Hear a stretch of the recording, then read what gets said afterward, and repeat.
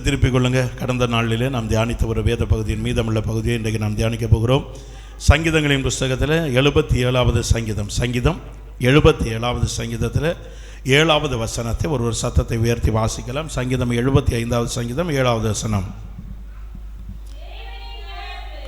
தேவனே நியாயாதிபதி, ஒருவனை தாழ்த்தி ஒருவனை உயர்த்துகிறார். எல்லாரும் சத்தமாக சொல்லுங்களேன், ஹல்லேலூயா. கடந்த நாளில் நாம் தேவ சமூகத்தில் இந்த வார்த்தையை நாம் தொடர்ந்து தியானித்து கொண்டிருக்கிறோம். போன ஞாயிற்றுக்கிழமை நான் உங்களோடு கூட அந்த வார்த்தை வசனத்தை பேசினேன். இன்றைக்கு இரவு அதற்கு பின்பு இருக்கக்கூடிய 2 காரியங்களை கூட சுருக்கமாய் கொஞ்ச நேரம் நாம் தியானித்து நாம் வீடுகளுக்கு செல்லலாம். கர்த்தர் இந்த வார்த்தை கேட்கிறவங்களை ஆசீர்வதிப்பாராக. சங்கீதத்தில் நாம் வாசிக்கிறோம், தேவனே நியாயாதிபதி, ஒருவனை தாழ்த்தி ஒருவனை உயர்த்துகிறார். சத்தமாக சொல்லுங்களேன், ஹல்லேலூயா. நான் கடந்த நாட்களில் சொன்னேன், இன்றைக்கு இந்த உலகத்தில் இருக்கிற மனிதர்கள் எல்லாரும் எப்படி ஆகிலும் ஒரு உயர்ந்த இடத்திற்கு வரணும், எப்படி ஆகிலும் ஒரு உயர்வை காண வேண்டும். படிக்கிற இடத்துல உயரணும், உயர்வை காணணும். வேலை செய்கிற இடத்துல உயர்வை காணணும். இருக்கிற குடும்பத்தில் உயர்ந்தவர்களாக இருக்கணும். எல்லாவற்றிலும் மனிதர்கள் உயர்ந்த ஸ்தானத்தை விரும்புகிறார்கள். ஆனால் அனைவருடைய வாழ்க்கையில் அந்த உயர்வை கண்டடைகிறவர்கள் ஒரு சிலர், அநேகர் உயர்வை அடைகிறவர்களும் இருக்கிறார்கள். எவ்வளவோ உயர்வு வர வேண்டும், வாழ்க்கையில் மேலான இடத்திற்கு வரணும், உயர்ந்த இடத்தை சந்திக்கணும், தன் வாழ்க்கையில் ஒரு மேன்மையான அனுபவத்தை காண வேண்டும் என்று நினைத்து அந்த அனுபவத்திற்கு வந்தவர்களும் இருக்கிறார்கள், அனுபவிக்க முடியாதவர்களும் இருக்கிறார்கள். ஆனால் வேதம் சொல்கிறது, எந்த ஒரு மனிதனுக்கும் ஆண்டவர் எப்படிப்பட்டவர் என்றால், தேவனே நியாயாதிபதி, ஒருவனை தாழ்த்தி ஒருவனை உயர்த்துகிற தேவனாக இருக்கிறார். ஹல்லேலூயா. அப்ப நம்முடைய ஆண்டவர் தாழ்த்தி போடுகிற தேவன் அல்ல. அப்படின்னா ஆண்டவர் பட்சபாதத்தோடு கூட ஒருவனை உயர்த்தி, அவருக்கு வேணும் நல்லவனை உயர்த்தி, அவருக்கு வேண்டாம் உள்ள தாழ்த்தி போடுகிற தேவன் அல்ல. ஆண்டவர் வசனம் சொல்லுது, அவர் நியாயாதிபதி. ஆண்டவர் நீதி உள்ளவர், நியாயாதிபதி. அவருடைய பார்வைக்கு பரிசுத்தம் உள்ளவர்களாய், அவருடைய பார்வைக்கு செவ்வையானவர்களாய், அவர் விரும்புகிறவர்களை செய்கிறவர்கள், பரிசுத்தமாய் அநியாயம் செய்யாமல் யார் இருக்கிறாங்களோ அவர்களை உயர்த்துகிற தேவன். அப்ப ஒருவனை உயர்த்தி ஒருவரை தாழ்த்துகிறவர். தேவன் உயர்த்தணும்னா ஒரு மனுஷனை ஆண்டவர் உயர்த்த வேண்டும் என்றால், ஒரு மனுஷனுக்கு வாழ்க்கையில் செய்கிற வேலையில் உயர்வு, கையின் பிரயாசத்தில் உயர்வு, குடும்பத்தில் உயர்வு, படிக்கிற இடத்துல உயர்வு, எல்லாவற்றிலும் ஆவிக்குரிய அனுபவத்தில் உயர்வு, எல்லாவற்றிலும் தேவன் ஒரு மனிதனை உயர்த்தி வைக்கணும்னா வேதம் சொல்லுகிறது, யாரை தேவன் உயர்த்துவார். கடந்த வாரத்தில் அந்த வசனத்தை நம்ம தியானித்தோம். சங்கீதங்களின் புஸ்தகம் 89வது சங்கீதம், சங்கீதத்தின் புஸ்தகம் 89வது சங்கீதம், அதில் 19வது வசனத்தை படிங்க. 89வது சங்கீதம் 19வது வசனத்தை படிங்க. அப்பொழுது நீர் உம்முடைய பக்தனுக்கு தரிசனமாகி சகாயம் செய்யத்தக்க சக்தியை ஒரு சௌரியவான் மேல் வைத்து, நன்றாய் கவனித்துக் கொள்ளுங்க, ஜனத்தில் தெரிந்து கொள்ளப்பட்டவனை உயர்த்தினேன். எல்லாரும் சத்தமா சொல்லுங்களேன், ஹல்லேலூயா. ஒரு சௌரியவானை வேதம் சொல்லுது பாருங்க, ஒரு சௌரியவான் மேல் வைத்து, ஆண்டவரை குறித்து வசனம் சொல்ல, ஜனத்தில் தெரிந்து கொள்ளப்பட்டவனை உயர்த்தினேன். நாம் ஆராதிக்கிற ஆண்டவருக்கு வல்லமை எப்படிப்பட்டது? நாம் ஆராதிக்கிற ஆண்டவர், தாவீதை குறித்து சொல்லப்பட்டிருக்கு, அவர் எப்படிப்பட்டவர் என்றால், ஜனத்தில் தெரிந்து கொள்ளப்பட்டவனை நம் ஆண்டவர் உயர்த்துகிற தேவன். ஹல்லேலூயா. போன வாரம் நான் உங்களோடு கூட தானியேலை குறித்து நான் சொன்னேன். தெரிந்து கொள்ளப்பட்ட ஒரு மனுஷனுக்கு எவ்வளவு பெரிய உயர்வு, தெரிந்து கொள்ளப்பட்ட ஒரு மனுஷனை கர்த்தர் எவ்வளவு உயர்த்துகிறார். அப்போ தெரிந்து கொள்ளப்பட்டவனை கர்த்தர் உயர்த்துகிறார். முதல்ல ஒருவனை உயர்த்துகிறவர் நாம் ஆராதிக்கிற தேவன். அவர் யாரை உயர்த்துவார்? தெரிந்து கொள்ளப்பட்டவர்களை உயர்த்துவார். வேதத்தை திருப்பிக் கொள்ளுங்க. ஆதியாகமத்தின் புஸ்தகம் 6வது அதிகாரம், ஆரம்பத்திற்கு வாங்கலேன். ஆதியாகமத்தின் புஸ்தகத்தில் 6வது அதிகாரத்தில் தேவனுடைய உயர்வு எப்படிப்பட்ட உயர்வு இருக்கு. இதுல இருந்து ஒரு சில காரியங்களை இன்றைக்கு இந்த இரவு வேளையில நாம் தியானிக்க போகிறோம். ஆதியாகமம் 6வது அதிகாரம் 8வது வசனத்தை படிங்க. ஆதியாகமம் 6வது அதிகாரம் 8வது வசனம். நோவாவுக்கோ கர்த்தருடைய கண்களிலே கிருபை கிடைத்தல. சத்தமா சொல்லுங்களேன், ஹல்லேலூயா. இங்க நம்ம பார்க்கிறோம், இந்த சம்பவம் நமக்கெல்லாம் தெரியும். ஆதியிலே தேவன் மனிதனை உருவாக்கினார். மனிதன் இந்த பூமியில் இருந்து ஆதாமை ஏவாளையும் உருவாக்கி ஏதேன் தோட்டத்துக்குள்ள வைத்து அவர்கள் பாவம் செய்து அவர்கள் தோட்டத்தை விட்டு துரத்தப்பட்டு அதற்கு பிறகு அது ஒரு சாப சந்ததியாய் அப்படியே வாழ்ந்து கொண்டிருந்தார்கள். இந்த 6வது அதிகாரத்தில் நீங்க பார்த்தீங்கன்னா 6வது வசனம் சொல்லுது, தாம் பூமியிலே மனுஷனை உண்டாக்குனதற்காக கர்த்தர் மனஸ்தாபப்பட்டார், அது அவர் இருதயத்துக்கு விசனமாக இருந்தது. அப்படின்னா அதுக்கு முன்ன நீங்க பார்த்தா தெரியும், மனுஷனுடைய இருதயத்தின் எண்ணங்கள் நித்தமும் பொல்லாதவைகளாக இருந்து, ஆண்டவர் மனுஷனை சிருஷ்டிக்கும் போது நல்லவனாகவே சிருஷ்டித்தார். சிருஷ்டித்தார் என்று வேதத்தில் வாசிக்கிறோம். பிரசங்கியில சொல்லும்போது ஆண்டவர் மனிதனை படைக்கும் போது நல்லவனாகவே படைத்தார். ஆனால் அவன் பல உபாய தந்திரங்களை தெரிந்து கொண்டு தன்னை தான் கெடுத்துக் கொண்டான் என்று வேதம் சொல்லுகிறது. அப்ப நன்றாய் புரிந்து கொள்ளுங்க, ஆண்டவர் மனிதனை நல்லவனாய் சிருஷ்டித்து பூமியில வைத்தார். ஆனா இந்த வேத பகுதி சொல்லுது அவன் இருதயத்தின் எண்ணங்கள் ஒவ்வொரு நாளும் பொல்லாதவைகளாக இருந்தது. அந்த மனிதனுக்கு இருதயத்தின் எண்ணம் பொல்லாதவைகளாய் மாறின பொழுது ஆண்டவர் மன வேதனையோடு கூட அந்த 5வது வசனம் சொல்லும், மனுஷனுடைய அக்கிரமம் பூமியில பெருகினது என்றும் அவன் இருதயத்தின் நினைவுகள் தோற்றமெல்லாம் நித்தமும் பொல்லாதவைகள் என்று கர்த்தர் கண்டு, அப்பொழுது கர்த்தர் தான் சிருஷ்டித்த மனுஷனை பூமியிலே வைக்காமல் மனுஷன் முதற்கொண்டு மிருகங்கள் ஊரும் பிராணிகள் ஆகாயத்து பறவைகள் பரியந்தமும் உண்டாயிருக்கிறவைகள் நிக்கிரகம் பண்ணுவேன் என்று தேவன் நினைத்தார். அப்படின்னா மனுஷனுக்கு இருதயம் நினைச்சு பாருங்க, ஒரு மனுஷனின் நிமித்தம் பூமியில் இருக்கிற எல்லாவற்றின் மீதும் தேவனுடைய கோபம் வருகிறது. காரணம் என்ன? ஒரு மனுஷனுடைய இருதயத்தின் எண்ணங்கள். தேவன் ஒரு மனுஷனை நல்லவராக சிருஷ்டித்தார், தேவன் மனிதனை நல்லவராக படைத்தார். ஆனா வசனம் சொல்லுது மனுஷனுடைய இருதயத்தின் எண்ணங்கள் பொல்லாதது. இதற்குள்ள இருக்கக்கூடிய காரியத்தை நான் சொல்லுகிறேன். அழிவின் காரணம் என்ன? இன்றைக்கு அநேக குடும்பங்கள் பாருங்க, பல விதங்களில் அழிவு, விபத்துகளில் அநேக மரணங்கள். இன்னும் நிறைய குடும்பங்கள் இன்னைக்கு பார்த்தீங்கன்னா பல விதங்களில் மரணம். நான் சென்னையில் பைபிள் ஸ்கூலில் படிக்கும்போது எங்களுக்கு பைபிள் ஸ்கூலுக்கு ஒருத்தர் வீடு வாடகைக்கு தந்திருந்தார். அந்த வீட்டில் யாருமே குடியிருக்க மாட்டாங்க. மெயின் ரோட்டில் பெரிய மேல்மருவத்தூர் பக்கத்தில் பெரிய வீடு. அவங்க கேரளாவில் ஒரு எம்எல்ஏ இருந்தவருக்கு வீடு. அவர் மெட்ராஸில் அவங்க ஃபேமிலி இருக்காங்க. அவங்களுக்கு பாரம்பரிய வீடு, பெரிய வீடு, யாருமே தரல. அப்போ எங்களுக்கு பைபிள் ஸ்கூலில் அந்த கட்டடத்தை கேட்டோம்.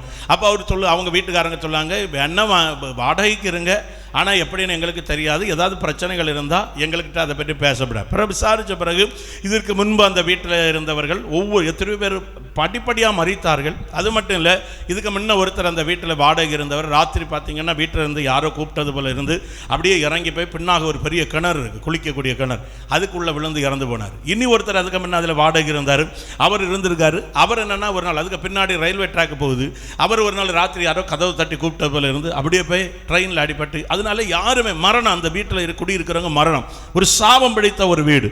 அப்போ நாங்கள் அங்கே அந்த கட்டடத்தை வாடகை எடுத்து நாங்கள் அங்கே ஜெபிக்க ஆரம்பித்தோம். பைபிள் ஸ்கூலில் அங்கே நடக்க ஆரம்பிச்சது. ஆனால் எங்களுக்கு ஆண்டவருடைய கிருபையில் எந்த பிரச்சனை இல்லாமல் அப்படியே போயிட்டு இருந்தது. நாட்கள் தாண்டினது. அந்த வீடு எங்களுக்கு வாடகைக்கு தந்திருந்தார். அந்த கட்டடத்துக்குரியவர் அப்படின்னா அவருக்கு முன்னால் இருந்தவர் தான் கேரளாவில் ஒரு எம்எல்ஏ, அவர் இறந்து போனார். அவருக்கு பையன், அதுக்கப்புறம் அவரும் ஒரு ஆக்சிடென்ட்ல இருந்தார். அடுத்து அந்த வீடெல்லாம் பராமரித்துட்டு இருந்தார். இந்த வீடு எங்களுக்கு பெயிண்ட் எல்லாம் பெயிண்டிங் கொடுக்கணும் அப்படின்னு சொல்லி எங்களுக்கு அந்த லீவு நேரத்தில் அந்த வீட்டு ஓனர் பெயிண்ட் வாங்குவதற்காக திண்டிவனம்னு ஒரு இடம் இருக்குது, அங்கே போனார். பெயிண்ட் வாங்கிட்டு திருப்பி வரும்போது ஆக்சிடெண்ட்டில் இறந்து போனார். நான் ஏன் இதை சொல்லுகிறேன், அது எல்லாரும் சொல்லுவாங்க ஒன்றா விபத்துகளில் அடிக்கடி மரணம். ஆனால் அந்த குடும்பத்தின் பின்னணியத்தை நீங்கள் பார்த்தீங்கன்னா அநியாயமாய் சம்பாதிக்கப்பட்ட கோடிக்கணக்கான சொத்து, அநியாயமாய் சம்பாதித்து ஒருத்தருக்கு அதை ஆள்வதற்கு கொடுத்து வைக்கல. கடைசி இருந்தது அந்த ஒரு ஆள். அந்த ஆளும் வீடு பெயிண்டிங்காக பெயிண்ட் வாங்கிட்டு வரும்போது ஆக்சிடெண்ட்டில் செத்து போகிறார். அப்போ நான் ஏன் இதை சொல்லுகிறேன், தேவனை ஆராதிக்கிற தேவ ஜனமே, இன்னைக்கு மனுஷனுடைய வாழ்க்கையில் அடிக்கடி பல அழிவுகள் உண்டாவதற்கு காரணம், மனுஷனை நல்லவனாக தான் கர்த்தர் சிருஷ்டித்தார், அவன் அழிந்து போவதற்கு காரணம், மனுஷனுக்கு வாழ்க்கை அழிவுக்கு காரணம் என்னன்னா, எந்த மனுஷன் இருதயத்துக்குள்ள பொல்லாங்கு, அடுத்தவனுக்கு வஞ்சகம், அடுத்த குடும்பத்தை அழிப்பது, அடுத்த மனுஷனை நாசம் பண்ணுவது, அடுத்தவனை எப்படியாக அழிச்சு தான் வாழணும், எந்த இடத்துல இந்த எண்ணம் வருதோ அந்த இடத்தை குறிக்கும் பொழுது தேவனுக்கு இருதயம் வேதனை அடையுது. சத்தமா சொல்லுங்களேன் ஹல்லேலூயா. நம்ம ஒரு சபைக்குள்ள இருக்கிறோம், ஒரு குடும்பத்தை குறித்த ஒரு எரிச்சல் நமக்குள்ள இருக்கணும். ஐயோ இவனுக்கு பிள்ளைகள் எப்படி வளருது, இது எப்படியா நாசமா போயிடணுமே. ஒருத்தர் கார் வாங்கிட்டான், ஐயோ இவன் கார் வாங்கிட்டான், இவன் எப்படி வாங்கிட்டான், அடுத்தவர்களை குறித்த அந்த இருதயத்தின் எண்ணம் பொல்லாததாய் மாறும்போது அதான் ஆண்டவர் சொல்கிறார், இருதயத்தில் சுத்தமுள்ளவர்கள் பாக்கியவான்கள், அவர்கள் தேவனை தரிசிப்பார்கள். எல்லாரும் சத்தமா சொல்லுங்க ஹல்லேலூயா. இருதயத்தில் சுத்தமுள்ளவர்கள். ஆண்டவர் இன்னைக்கு நிறைய பேருக்கு வாழ்க்கையில் ஆண்டவர் முதலாவது உலகத்தின் காரியத்தை சொல்ல, அடுத்து ஆவிக்குரிய பிரகாரமாய் சொல்ல. அப்ப மனுஷனை நல்லவனாய் சிருஷ்டித்தார், அவனுக்கு இருதயத்தின் எண்ணங்கள் நித்தமும் பொல்லாததா இருந்தது. நித்தமும் பொல்லாதது. இன்னைக்கு நிறைய குடும்பங்களில் நித்தமும் பொல்லாத கிரியைகள். சில குடும்பங்களை பாருங்க, தனக்கு கணவனுக்கு ஒரு அண்ணன் இருப்பான், இல்லை ஒரு தம்பி இருப்பார். அவங்க வீட்டில் ஏதாவது வாங்கினா இவங்க வீட்டில் அதையே பார்த்து நித்தமும் பார்த்துட்டே இருப்பாங்க. அவனுக்கு பாரு, அவளுக்கு அதை வாங்கி கொடுத்துருக்கான், இவனுக்கு இதை வாங்கி கொடுத்துருக்கான். தேவனுடைய பிள்ளைகளுக்கு நான் சொல்லுகிறேன், நம்முடைய இருதயம் கர்த்தருடைய பார்வையில் பரிசுத்தமாக இருக்கணும். சத்தமாக சொல்லுங்க. மற்ற மற்றவர்களை பார்ப்பதோ, அவங்களுக்கு அது இருக்கு, இவங்களுக்கு இது இருக்கு, அப்படி இருக்கணும்ல. உன் இருதயத்தின் எண்ணம் பொல்லாததாய் அல்ல, நித்தமும் பரிசுத்தம் உள்ளதா இருக்கணும். அப்ப இந்த மனிதர்களுடைய இருதயம் பொல்லாததாய் மாறினது நிமித்தம் ஆண்டவர் நினைக்கிறார், இனி இந்த பூமியை அழித்து போறணும், இனி இந்த ஜனங்களை உயிரோடு கூட இவர்கள் வேண்டாம் அப்படின்னு நினைக்கும் போது ஆண்டவர் கண்ணை திறந்து ஆண்டவர் அப்படி பார்க்கும்போது வேதம் சொல்லுது பாருங்க, நோவாவுக்கோ கர்த்தருடைய கண்களில் தயை கிடைத்தது. எல்லாரும் சொல்லுங்க ஹல்லேலூயா.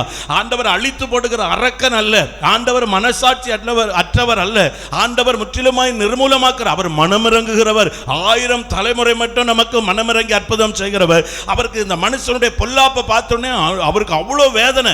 பரிசுத்தமா என்ன போல நான் உருவாக்குறேன், என்ன போல நான் சிருஷ்டித்தேன், என்னுடைய ஜீவ சுவாசத்தை அவனுக்குள்ள வைத்திருக்கிறேன், இவன் தனக்கு தன்னே கெடுதலை உருவாக்கி கொள்ளுகிறானே அப்படின்னு ஆண்டவர் நினைக்கிறார். தேவ ஜனமே, ஒன்று நான் சொன்னேன், உலகத்தில் இருக்கிற மனுஷன் பொல்லாங்கு செய்து காலம் தோறும் அடுத்த வீட்டுக்கு மாந்திரிகம் செய்வது, அடுத்த வீட்டுக்கு பிலிசூனியம் வைப்பது, அடுத்த வீட்டுக்காரன் நல்ல ஒரு வீடை வச்சிருந்தா மாந்திரிகத்தை செய்து அவனை விட்டு அந்த வீட்டை விட்டு துரத்திட்டு அதை வாங்குது, இப்படி எல்லாம் நிறைய செய்கிறவங்க எல்லாம் கொஞ்ச நாள் நல்லா இருப்பாங்க. அதுக்கப்புறம் காலங்கள் தாண்டும் போது என்னெல்லாம் கூட்டி சேர்த்தானே அவனுக்கு ஆளுகை செய்வதற்கு அவனுக்கு ஜீவன் பூமியில் கொடுக்கப்படுவது கடினமான காரியம். உலகத்தில் எத்தனை பேரை நம்ம பார்த்துருக்கோம், ஒரு இடத்த வாங்குவான், அடுத்த இடத்த வாங்கணும், இன்னொருத்த வாங்கியிருப்பான், ஏதாவது வேண்டா வேலை செய்து அவனை கொன்னாது அந்த இடத்த வாங்கிடும். அடுத்து இப்படி வாங்கி வாங்கி வாங்கி பிரயோஜனம் இல்லை. மனுஷன் ஜீவனோடு ஆண்டவர் வைத்தா மட்டும்தான் நம்ம இப்படி எல்லாம் வாங்குறதை அனுபவிக்க முடியும். நான் ஏன் இவைகளை சொல்லுகிறேன், இது உலக பிரகாரமாக. ரெண்டாவது நான் சொல்லுகிறேன், ஆண்டவர் விசனப்படக்கூடிய காரியம், ஆண்டவருக்கு இருதயம் வேதனைப்படக்கூடிய காரியம் என்னன்னா, ஆண்டவர் நம்மை ஒரு மனுஷனை இந்த உலக பிரகாரமாய் வாழ்ந்து கொண்டிருந்தோம், உலகத்தின் பின்பாக இருந்து நம்மளை ரட்சித்து ஆண்டவர் பிரித்தெடுத்து சபையில கொண்டு வைக்கும் போது வசனம் சொல்லுகிறது, ஒருவன் கிறிஸ்துவுக்குள் இருந்தால் புது சிருஷ்டியா இருக்கிறான், பழையவைகள் எல்லாம் ஒளிந்து போயிடும். சத்தமா சொல்லுங்களேன் ஹல்லேலூயா. பழைய வாழ்க்கை, பழைய உலகம், பழைய பாவம், இதுல இருந்து எல்லாம் பிரித்து எடுத்து ஆண்டவர் நம்ம சபைக்குள்ள கொண்டு வைக்கிறார். நம்ம சபைக்குள்ள வருகிறோம், கொஞ்ச நாட்கள் நம்ம சபைக்குள்ள உண்மையா இருக்கிறோம், பாஸ்டர் சொல்லதுக்கு கேட்கிறோம், ஜெபிக்கிறோம், ஆராதிக்கிறோம், கூட இருக்கிற ஜனங்களோடு அன்பா இருக்கிறோம், கூட இருக்கிறவங்களுக்கு ஐக்கியமா இருக்கிறோம். நாட்கள் தாண்டும் போது நீங்க நன்றாய் புரிந்து கொள்ளணும், நாட்கள் தாண்டும் போது எப்படி இந்த ஜனத்தை மனுஷனை பூமியில ஆண்டவர் உருவாக்கி வைத்து ஆரம்பம் நல்லா தான் இருந்தான், ஆரம்பம் எல்லாம் நல்லா தான் செய்தான். நாட்கள் தாண்டின பிறகு தேவனுக்கு இருதயத்திற்கு அவர் விரும்பாததை செய்து அவனுக்கு இருதயத்திற்கு நித்தம் எண்ணங்கள் பொல்லாததான போல இன்னைக்கு நிறைய சபைகளுக்குள்ள பாருங்க, நிறைய ஆலயங்கள் இன்னைக்கு ஆசீர்வதிக்கப்படாததுக்கு, நிறைய சபைகள் ஆசீர்வதிக்கப்படாததுக்கு காரணம், சபைக்குள்ள வந்து கொஞ்ச நாட்கள் நன்றாய் வாழ்கிறோம், கொஞ்ச நாட்கள் நன்றாய் காரியங்களை செய்கிறோம், நாட்கள் தாண்டின பிறகு அநேகருக்கு வாழ்க்கையில ஆலயத்துக்குள்ள இருந்து தேவன் விசனப்படக்கூடிய காரியங்களை ஆலயத்துக்குள் செய்கிறவர்களாக இருக்கிறோம். சத்தமா சொல்லுங்களேன் ஹல்லேலூயா. அப்ப ஆண்டவர் பார்க்கிறார், ஆலயத்துக்குள்ள இருந்து கூட நித்தமும் மனுஷனுடைய இருதயம் பொல்லாததா இருக்கு. நிறைய இடங்கள்ல பாருங்க, ஆலயத்துக்குள்ள கூட இருதயத்தின் எண்ணங்கள் பொல்லாதது. நான் தான் இதை செய்யணும், நான் தான் இந்த இடத்துல இருக்கணும், நான் தான் இந்த காரியத்தை நடத்தணும், இப்படி மனுஷனுக்கு இருதயம். ஆலயத்துக்குள்ள கூட ஆண்டவர் நிறைய நேரம் ஆலயங்கள் தகர்ந்து போகுது, காரணம் இதுதான். கடந்த நாட்களில் ஒரு சபை, நான் அந்த இடத்துல பிரசங்கம் பண்ண போயிருக்கிறேன். நான் இந்த மாதம் நினைக்கிறேன், போன மாதம் ஒரு 31ஆம் தேதி ஒரு சபையில் செய்தி கொடுக்க போயிருந்தேன். அவர் அந்த பாஸ்டர் தான் சொல்லி நான் போயிருந்தேன்.